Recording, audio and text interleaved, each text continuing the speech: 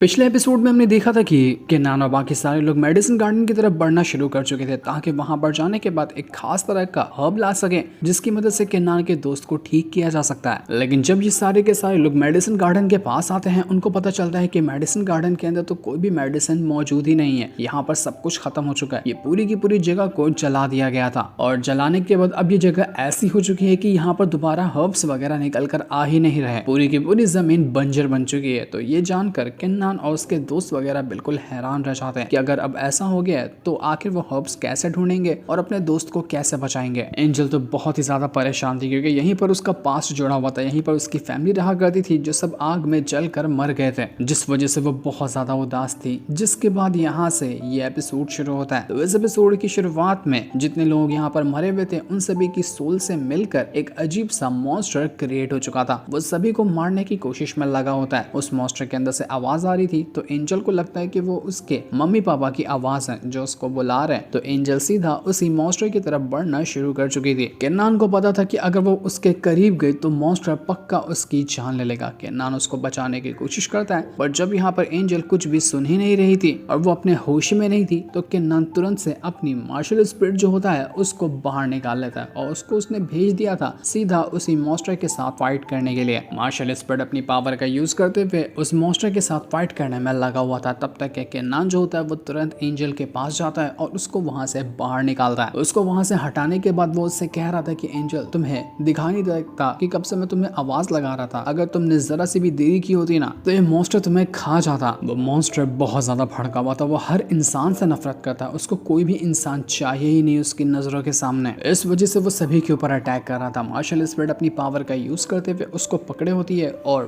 वो जो एल्डर की बेटी थी वो भी यहाँ पर आ चुकी थी जो उस मॉन्स्टर के साथ फाइट कर रही थी। ये दोनों मिलकर उस मॉन्स्टर की जान लेने की कोशिश कर रहे होते हैं। तो वहीं केनान ने जब यहाँ पर मॉन्स्टर के ऊपर अटैक किया था तो उस वजह से उसकी हालत खराब हो चुकी थी। तो उसको रिकवर करने में एंजल लगी होती है ताकि केनान खुद को रिकवर कर पाए तो उसके बाद वो उस मॉन्स्टर की जान लेने में कामयाब हो पाएगा। थोड़ी देर तक चलने वाले इस प्रोसेस के अंदर केनान कुछ देर के बाद रिकवर हो जाता है और जैसे वो रिकवर हुआ था वो अपनी मार्शल स्पिरिट का साथ देने के लिए पहुंच जाता है। ये दोनों मिलकर उस मार्शल स्पिरिट के साथ उस मॉन्स्टर को मारने की कोशिश में लगे हुए थे पर मॉन्स्टर इतना ढीठ कि वो अभी तक के मरने को तैयार ही नहीं था। वो मर ही नहीं रहा था। अपने एक से बढ़कर एक अटैक का वो यूज करता है और वो कहता है कि मुझे हर इंसान से नफरत है। मैं किसी भी इंसान को जिंदा नहीं छोड़ने वाला। मैं सबको मार दूंगा ताकि हमारा बदला पूरा हो सके। कोई भी यहाँ पर उस मॉन्स्टर का ढंग से मुकाबला कर ही नहीं पा रहा था। पर तब बीच में वो एम्प्रेस आकर पहुंच जाती है और वो उससे कहने लग गई थी कि जब इंसान मर जाता है ना तो उसका कोई हक नहीं बनता कि वो इस धरती के ऊपर है। उसको वापस से हेवन में चले जाना पड़ता है। अब यही चीज तुम्हारे साथ भी होगी। मैं यहाँ पर तुम्हें हेवन में ले जाऊंगे ताकि तुम इस जगह को छोड़ो और तुम्हारी जितनी भी सोल वगैरह यहाँ पर तड़प रही है सबको हेवन तक जाने का रास्ता मिल सके। जैसे जैसे वो अपनी पावर का यूज करते हुए एक फॉर्मेशन क्रिएट कर रही थी मॉन्स्टर उस फॉर्मेशन के अंदर जाकर ट्रैप हो जाता है और अब वो कितनी भी कोशिश क्यों ना कर ले वो उसके अंदर से बाहर निकल कर नहीं आ पा रहा था। एम्प्रेस ने उसको पूरी तरह से जकड़ लिया जिस वजह से मॉन्स्टर का खतरा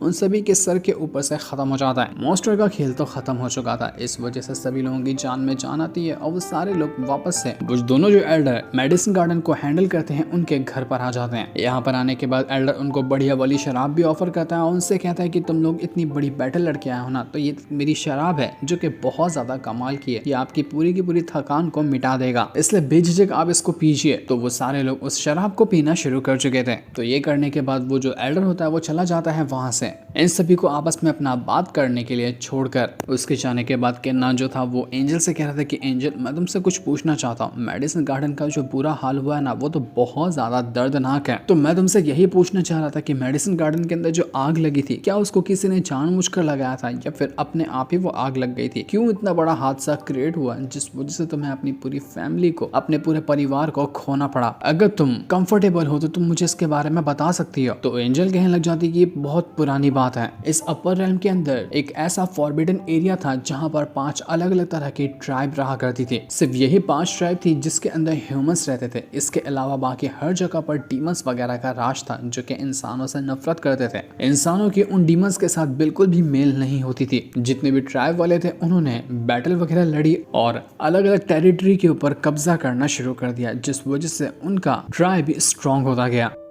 लेकिन हम सब जानते हैं कि ह्यूमंस को कल्टीवेशन के लिए चीजें लगती है, अगर उनसे चोट लग जाए तो रिकवर होने के लिए हर्ब्स वगैरह लगते हैं। तो ये हर्ब्स सप्लाई करने का काम सिर्फ हमारे इस मेडिसिन गार्डन का था। हम यहीं पर खास तरह के हर्ब्स बनाया करते थे और अलग अलग जितने भी ह्यूमन के ट्राइब वगैरह हैं उनको दिया करते थे, जिस वजह से वो लोग अपनी कल्टीवेशन बढ़ाते थे और वो लोग स्ट्रॉन्ग बनते हुए दुश्मनों का मुकाबला कर पाते थे। इस वजह से हमारी जो दोस्ती थी पूरे के पूरे 5 ट्राइब के साथ सबसे ज्यादा गहरी हो गई। सब लोग एक दूसरे को अपने परिवार की तरह मानने लगे थे। हमें भी इस चीज से कोई आपत्ति नहीं थी। हम बहुत ज्यादा खुश थे कि अगर ह्यूमंस को हमारी से जरूरत है तो हम भी उनकी मदद करने के लिए तैयार हैं। हम सबकी दोस्ती बहुत लंबे टाइम तक की चली। हमने हर्ब्स बनाए, उनको दिए और इस तरह से सारे के सारे ह्यूमंस के ट्राइब ने मिलकर डीमंस का खात्मा किया और उनको अपनी अपनी जगहों से भगाने लगे।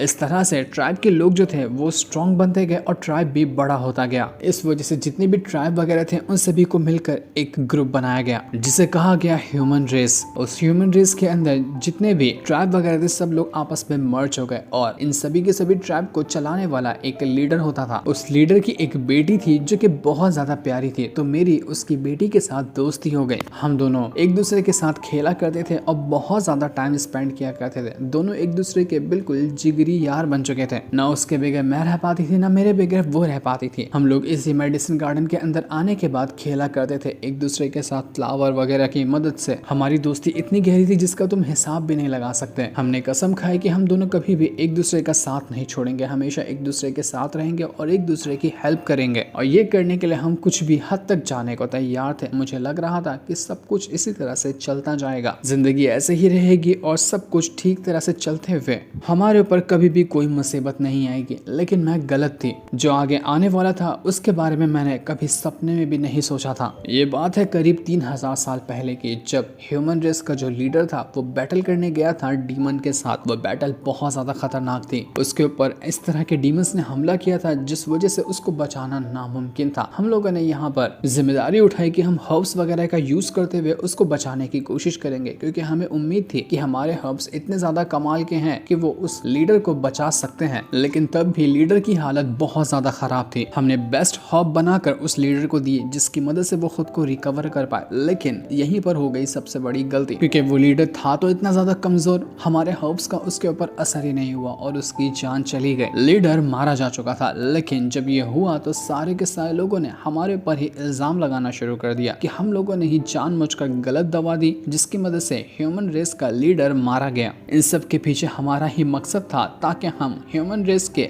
लीडर को मार सकें। तो इस वजह से जितने भी ह्यूमन रेस के अंदर ट्राइब वगैरह आते थे वो सब के सब हमारे दुश्मन हो गए, हमारे मेडिसिन गार्डन के खिलाफ हो चुके थे। सभी लोगों ने हमें बेदखल करना शुरू कर दिया, हमारे ऊपर इल्जाम लगाया और हमें कई बार मारने की भी कोशिश की गई। लेकिन हद तो तब हो गई जब उसी लीडर की बेटी, जिसे मैं अपना सबसे अच्छा दोस्त मानती थी, उसने सब कुछ खत्म कर दिया। जब मैं खेलने के लिए बाहर गई और वहां से जब वापस आकर देखा तो मेरा पूरा का पूरा गांव जो था वो जल रहा था। मेरा परिवार, मेरे फैमिली के लोग, मेरे मम्मी पापा, जितने भी मेरे गांव के लोग थे, सबको जिंदा जला दिया गया था। वो नजारा इतना ज्यादा खतरनाक था कि जिसको मैं अभी भी याद करती हूँ ना तो मेरी रूह कांप जाती है। मुझे बिल्कुल समझ नहीं आया कि आखिर ये कैसे हो गया, क्यों किया गया ये। और जब मैंने पता लगाने की कोशिश की तो मुझे पता चला कि ये काम किसी और ने नहीं बल्कि मेरी ही दोस्त ने किया है। उसको शक था कि मेरी दवा की वजह से उसके फादर मारे गए, तो उसने पूरे के पूरे मेरे गाँव को जला दिया। जो हमारी दोस्ती थी वो सब दोस्ती खत्म हो गई और ऐसी दुश्मनी में बदली कि उसने किसी पर भी दया नहीं दिखाई। उसी के बाद से हमारा मेडिसिन गार्डन पूरी तरह से खत्म हो गया। मैं खुद मर जाना चाहती थी लेकिन शायद मेरी किस्मत में मरना लिखा ही हुआ नहीं था। इस वजह से मेरी जान बच गई और अभी तक कि मैं जिंदा हूँ। मैंने कसम खाई कि मैं उस ह्यूमन रेस वालों को नहीं छोड़ूंगी। मैंने उनसे बदला लेने की कोशिश की और खुद को स्ट्रॉन्ग बनाया और सोचा कि जब मैं जाऊं तो मैं उनमें से किसी को भी ना छोड़ूं। पर जब मैंने पता लगाया कि ह्यूमन रेस वालों के साथ क्या हुआ तो मुझे पता चला कि जितने भी डीमंस वगैरह थे उन्होंने ह्यूमन रेस के ऊपर हमला किया और उन सभी को खदेड़ कर मार डाला। पूरा का पूरा ह्यूमन रेस जो था वो खत्म हो गया। शायद ये कर्मा ही था जिसका फल उनको मिला और मेरे गांव को खत्म करने के बाद वो लोग भी बुरी तरह से खत्म हो गए। उनका नामो निशान दुनिया से मिट गया। सब कुछ खत्म होने के बाद मैं बस अकेली बच गई थी इस ऐसी दुनिया के अंदर जहाँ पर कोई भी दूसरा नहीं था। पर किस्मत ने मुझे किन्नान से मिलवाना लिखा हुआ था तो मैं उससे जाकर मिली और इस तरह से हमारी जिंदगी की आगे नई शुरुआत हुई। एंजल का इतना दर्दनाक पास्ट था जिसके बारे में तो हमने सोचा भी नहीं था, क्योंकि एंजल जब भी दिखाई देती हमें पहले भी तो एक बार मुस्कुराते रहती,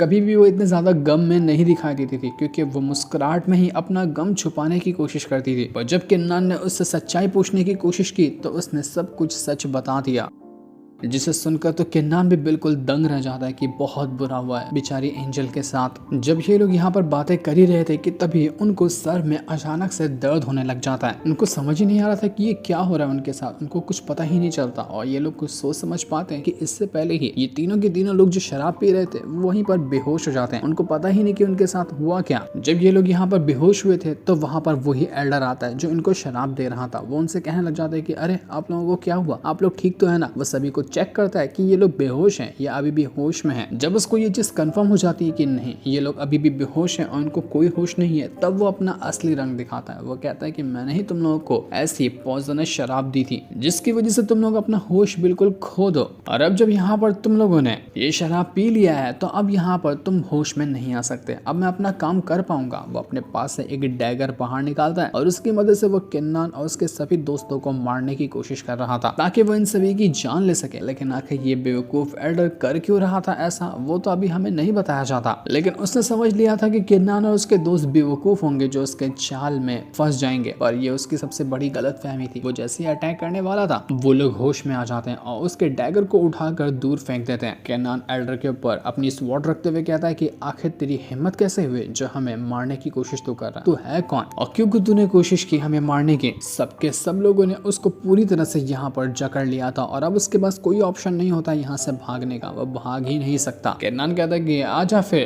तेरे साथ इंटेरोगेशन करते हैं, तेरे से पूछा जाएगा कि तूने इस तरह की हरकत क्यों की है, तू किसका साथ दे रहा है जो तूने हमें मारने का ट्राई किया। तो टर्टल कैंप का वो जो टर्टल स्पिरिट था वो कहने लग जाता है कि अच्छा इंटेरोगेशन होगा, इसमें तो मैं मास्टर हूँ, मैं बहुत अच्छी तरह से किसी के अंदर की छुपी हुई बात को बाहर निकाल लेता हूँ, ये करने का मौका मुझे देना, देखना कैसे मैं इसके अंदर से सारी सच्चाई घसीट कर बाहर निकालता हूँ। तो वो जो एल्डर की बेटी यहाँ पर किन्नान के साथ आई हुई थी वो टर्टल बीस्ट को देख कर कहने लग जाती कि अरे ये तो टर्टल है बड़ा सा लेकिन बहुत ज्यादा क्यूट है। तो टर्टल बीस्ट कहता है कि अरे मुझे टर्टल मत कहो, मैं एक डिवाइन टर्टल हूँ, मेरे पास बहुत पावर है, ऐसा कहोगे तो मुझे शर्म आ जाती है। जिस सीन को दिखाते साथ ही ये वाला एपिसोड यहीं पर एंड हो जाता है। Thanks for watching.